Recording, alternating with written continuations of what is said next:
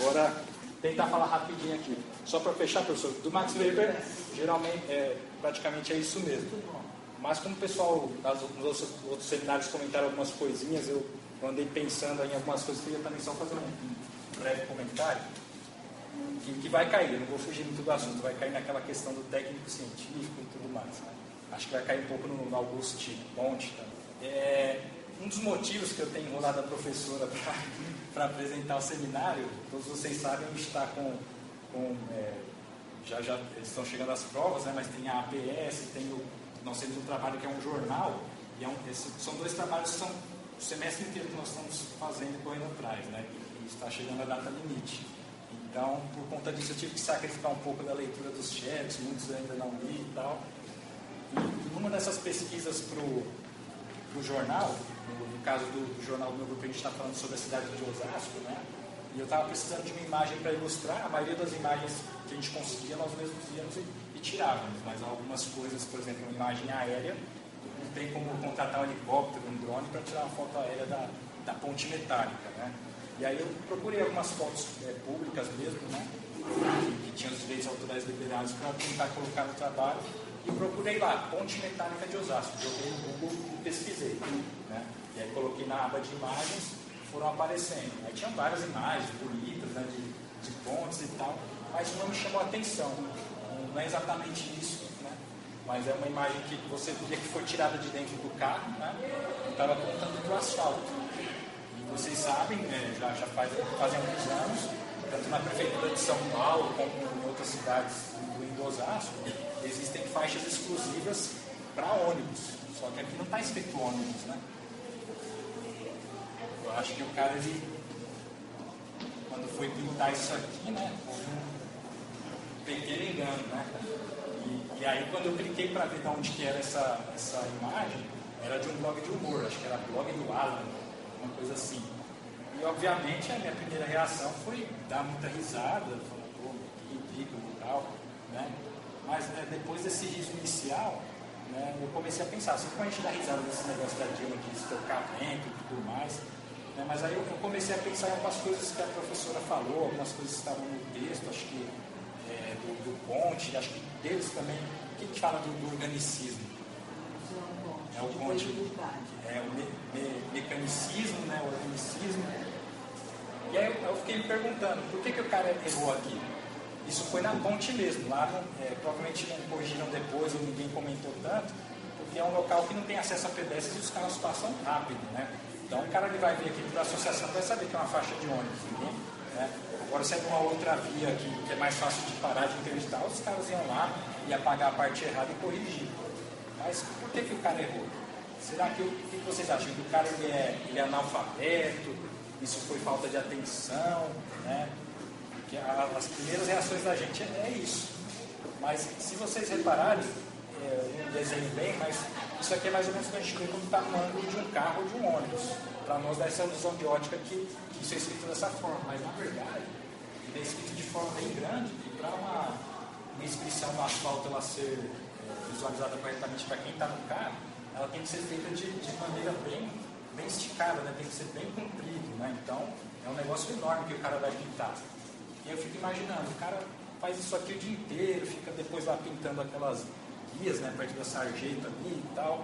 É um trabalho muito mecânico. E geralmente quando o cara está aqui, de repente a proporção dessa letra O para o cara está aqui, ele está vendo só isso aqui, né, que ele está fazendo, depois ele passa na olhar só isso aqui. Então, ele vai ver uma parte do trabalho dele, mas depois ele não vai olhar esse todo aqui para ver como ficou. Ele vai seguindo as etapas aqui, né? E ele poderia até ter o acesso, né? Mas será que tem alguém fiscalizando ele, alguém que está tendo aquele olhar ali mais amplo?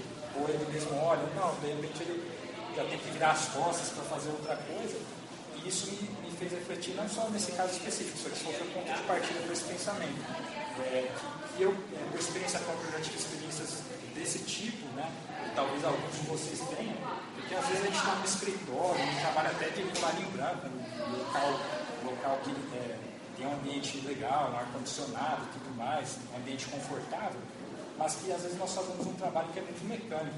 mesmo que não seja um trabalho igual daqueles que mostram no filme do Chaplin, né, o cara na era industrial só apertando parafuso e depois fica até com uma síndrome lá e tal, mas nós fazemos às vezes algo que a gente, nos dado uma parte de um trabalho, né?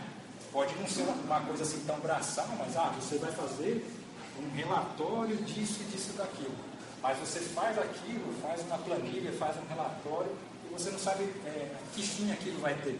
Então você faz, mas se não te é apresentado o todo ali, você faz o trabalho de qualquer forma. Então às vezes você erra, às vezes também você não tem uma supervisão legal, você está fazendo um trabalho bom, ninguém te dá um feedback para falar, olha, ficou legal ou não ficou.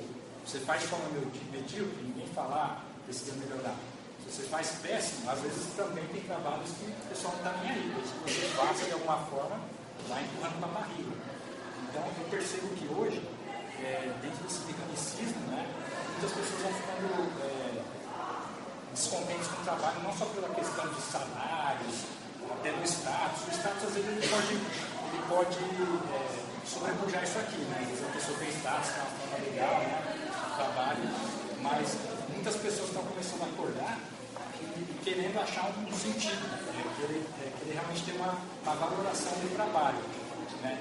E eu acho que esse seria um dos pontos para a gente mudar, né? De deixar de fazer esse trabalho tão mecânico, de enxergar o todo, ter um envolvimento maior de todas as partes, né? E aí, só para fechar, o Max Weber, nessas ações sociais dele, em contraposição ao Durkheim, ele analisa mais o indivíduo isoladamente, né? Já o Durkheim, ele analisa mais o grupo, que é o que ele chama de fato social. E eu acho que, assim, falando assim de Brasil, de melhoria, né, para o futuro distante, né, eu acho que qualquer mudança assim para melhor que nós tenhamos a fazer, ela vai partir de um indivíduo. Precisa de um grupo forte para abalar as estruturas, para mudar algum cenário político, por exemplo? Precisa. Mas eu acho que se cada um não se conscientizar, não vai haver esse ajuntamento, essa reunião de pessoas aí para buscar algo melhor. Porque acho que ninguém aqui obriga ninguém a fazer algo que não quer. Se a pessoa faz, ela pode estar indo embalo, não sei o quê, mas ela teve aquela vontade, ela teve aquela inclinação. Então a reflexão que eu deixo é essa, de repente a gente não ficar esperando, não ficar delegando funções para qualquer mudança na nossa vida ou de mudanças coletivas. Né? Nós temos que começar por nós mesmos, né? Individualmente, e se acharmos outras pessoas que pensam iguais, vai por esse caminho. Então, basicamente era isso. Desculpa aí, estou indo por tempo. Obrigado.